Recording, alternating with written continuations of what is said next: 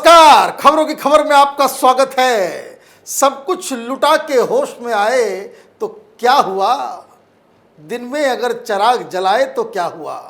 महाराष्ट्र से शरद पवार के बारे में एक ऐसी खबर आई है जिसे लेकर इस अघाड़ी, ये जो 3 पहिए की सरकार है वहां पे, उसमें हड़कंप मचा हुआ है। कोई इस सवाल के ऊपर कुछ बोलना नहीं चाहता।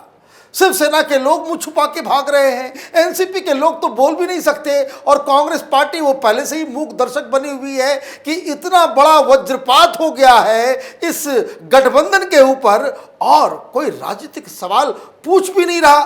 दरअसल खबर ये आई है कि शरद पवार ने ये कहा है कि उनकी सबसे बड़ी भूल हो गई, इस उद्धव ठाकरे को मुख्यमंत्री बनाना बहुत बड़ी भूल हो गई।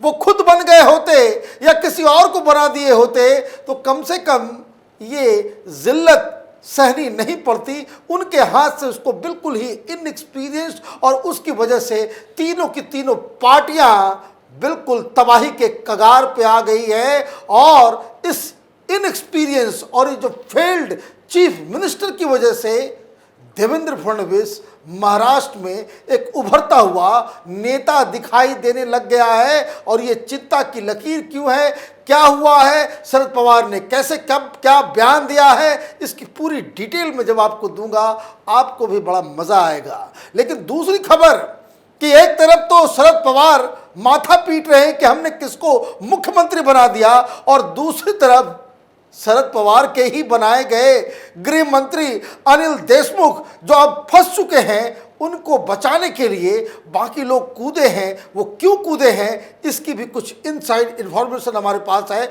जो मैं आपको आगे शेयर करूंगा। लेकिन इस बीच जो सबसे बड़ी पैंतरेबाजी, आपको कहते हैं सब कुछ जब चेहरा काला हो गया तो फिर आप कितने भी उसे पानी से साफ करो, कैसे सफाई होगी।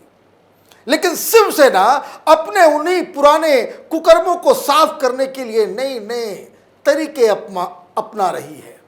खबर आई है कि सचिन वाजे को नौकरी से बर्खास्त कर दिया, पहले भी बर्खास्त था, वापस बुलाए ही क्यों थे। और अब ये बताने की कोशिश की जा रही है कि भाई सचिन वाजे के खिलाफ हमने एक्शन लिया क्योंकि उसने मुकेश अंबानी के घर के बाहर वो विस्फोटक रखे थे, वो वसूली का काम करता था, इसलिए हम लोग जो हैं उस उद्दंड पुलिस ऑफिसर के खिलाफ कार्रवाई कर रहे हैं। हकीकत क्या है, हकीकत यह है कि यही सचिन वाजे जो एक भ्रष्ट, जिसको कह सकते हैं बिल्कुल दानवीय किस्म का ये पुलिस इंस्पेक्टर था, जो वर्दी के नाम पे एक दाग था, उसको वापस पुलिस में बहाली करने के लिए उद्धव ठाकरे ने आसमान जमीन एक कर दिया था। अपने मंत्रियों को देवेंद्र फडणवीस के पास भेजा था जब वहां पे बीजेपी और शिवसेना की सरकार थी। देवेंद्र फडणवीस ने मना किया था तो उन्होंने खुद फोन करके इनसे बातचीत करके कहा था कि इसे रख लो, मेरा अपना आदमी है। लेकिन जब इसके कारनामे आए, जब काली करतूतें इसकी दुनिया के सामने आई, तब यह उखाड़ दिया। एडिटर ने तो लिखा था बड़ा कैपेबल है, बड़ा ईमानदार है, देशभक्त है। और ये देशभक्तों के साथ शिवसेना क्या कर रही है भाई, उखाड़ दिया। एडिटर क्या कर रहा है कि भाई आपने अखबार में छाप दिया कि वो ऑनेस्ट एंड कैपेबल है, तो उस ऑनेस्टी और कैपेबिलिटी का इनाम आप यही दे रहे हो। दरअसल ये राजनेता किसी के नहीं होते। महाराष्ट्र का जो एपिसोड है हिंदुस्तान के हर पुलिस वाले, हर अधिकारियों के लिए एक सीख है कि राजनेताओं के ऊपर जब मुसीबत आती है तो वो सबसे पहले उसी को डसते हैं जो उनके सबसे करीबी होते हैं। और यही महाराष्ट्र के अंदर हो रहा है क्योंकि स्थिति अब बिगड़ती चली जा रही है। सारे सबूत, सारे प्रमाण आ गए हैं। एक्शन इसलिए लिया गया है कि बताया जा रहा है कि जो पूरा गैंग है सचिन वाजे का, वो सब के सब वो खुद ही एनआईए और सीबीआई को सारी जानकारी दे रहे हैं।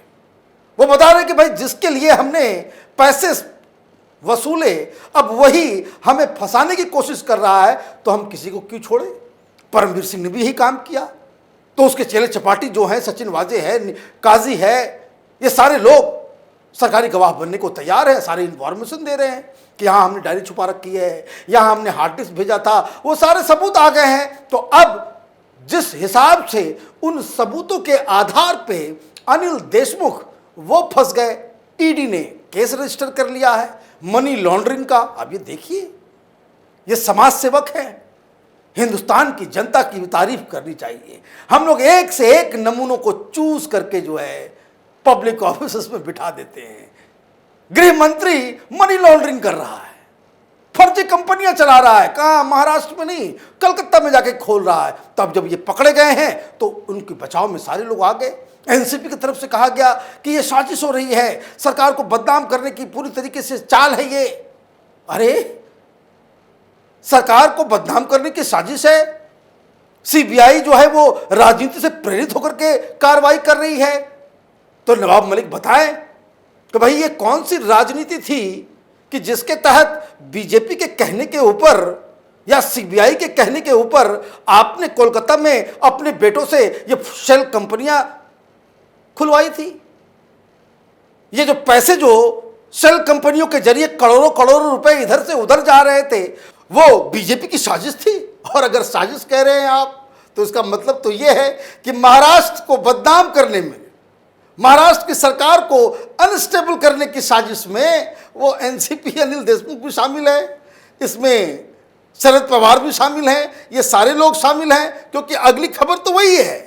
एक बड़ा मराठी अखबार है तरुण भारत, उसके हेडलाइन को देखिए, उस पर लिखा हुआ है कि शरद पवार ने कहा कि उद्धव ठाकरे को सीएम बनाना सबसे बड़ी भूल थी। यह अखबार मराठी भाषा का एक बहुत ही रिस्पेक्टेड अखबार है और उसमें एक पत्रकार हुई, वरिष्ठ पत्रकार अनिल थाटे के हवाले से यह खबर बताई गई है। और ये क्या लिखा गया है उसमें, उसको भी जरा देखिए। हमने हिंदी में ट्रांसलेट करने की कोशिश की है। उसमें लिखा हुआ है कि उद्धव ठाकरे द्वारा शरद पवार के फोन कॉल का जवाब नहीं देने के बाद एनसीपी प्रमुख ने शिवसेना के राज्यसभा सांसद संजय राउत के सामने इस बात को स्वीकारा कि उन्होंने ठाकरे को महाराष्ट्र का मुख्यमंत्री बनाकर बहुत बड़ी गलती कर दी। ये साफ साफ लिखा हुआ है। और महाराष्ट्र के अंदर उद्धव ठाकरे के खिलाफ कोई आदमी छाप सकता है, कोई लिख सकता है, अनटिल अनलेस वो सोर्स पूरी तरीके से पुष्टि नहीं की हुई हो। क्योंकि अगर कोई इस तरह की बातें लिख देगा तो उठाकर के उसको जेल में डाल दिया जाएगा।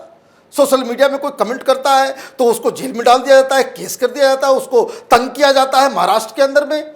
और उसके बाद एक रिस्पेक्टेड अखबार में यह खबर छप रही है, तो इस खबर में जरूर कोई दम होगा। इसमें दो तीन बातें हैं।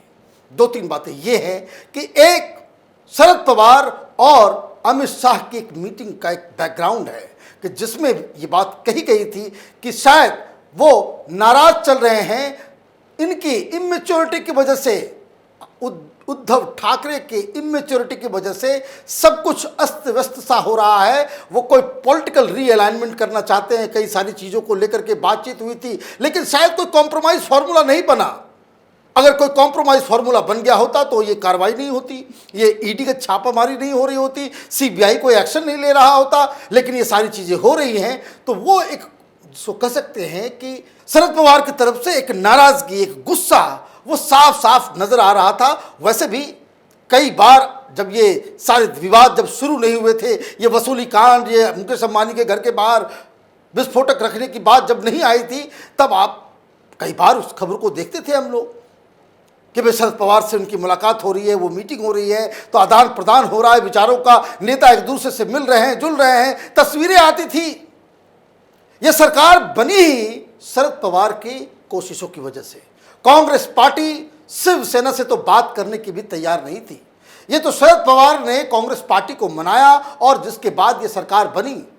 अब वो नाराज थे और नाराजगी की वजह जो अनिल थाटे साहब बता रहे हैं, वो ये बता रहे हैं कि शरद पवार की लाख कोशिशों के बावजूद उद्धव ठाकरे शरद पवार के फोन को अटेंड नहीं कर रहे। उनसे बातचीत, वो बात करना चाहते हैं लेकिन वो, तो ये इस तरह से आप जिसकी वजह से ये सरकार बनी, जिसकी वजह से आप मुख्यमंत्री बने, उसके ही फोन को अटेंड करना आपने बंद कर दिया, तो ये जो नाराजगी जायज़ है।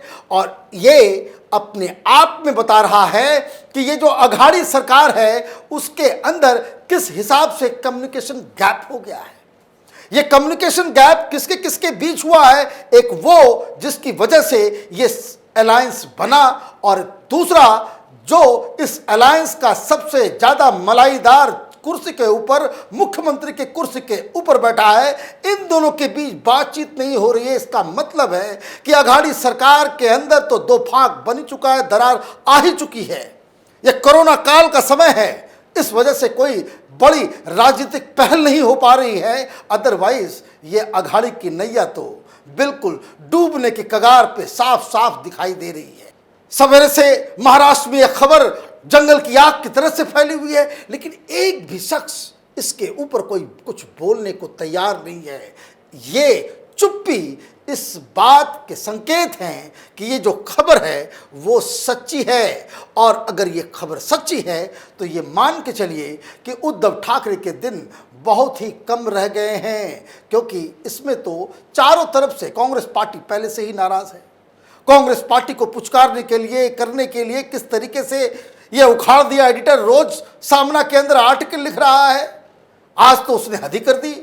आप ये देखिए, वो लिख रही हैं कि भाई सोनिया गांधी वो सामना अखबार पढ़ती हैं। अब हिंदी का सामना अखबार सोनिया गांधी के पास पहुंचता हो और वो हिंदी पढ़ भी पाती हैं, इसकी जानकारी तो शायद सिर्फ संजय राउत को ही हो सकती है, क्योंकि बाकी दिल्ली के लोग तो जानते हैं कि भाई वो सिर्फ बोल पाती हैं, पढ़ नहीं पाती हैं अभी भी। तो खैर, अपनी अपनी बातें हैं, उनका ये अधिकार है, अखबार में कुछ भी छाप दें, उससे कोई मतलब नहीं है। लेकिन एक जो पॉलिटिकल संकेत दिख रहा है कि ये जो शिवसेना है इस अघाड़ी गठबंधन में जाकर वो थाली के बैगन की तरह हो गई है। कभी इधर टघड़ती है, कभी उधर टघड़ती है, कभी वहाँ मिन्नतें करना पड़ता है, कभी इधर मिन्नतें करना पड़ता है। अब पता नहीं क्या क्या करना पड़ेगा। लेकिन एक बात सही है कि उद्धव ठाकरे के इनएक्सपीरियंस की वजह से महाराष्ट्र की राजनीति गर्त में चली गई है।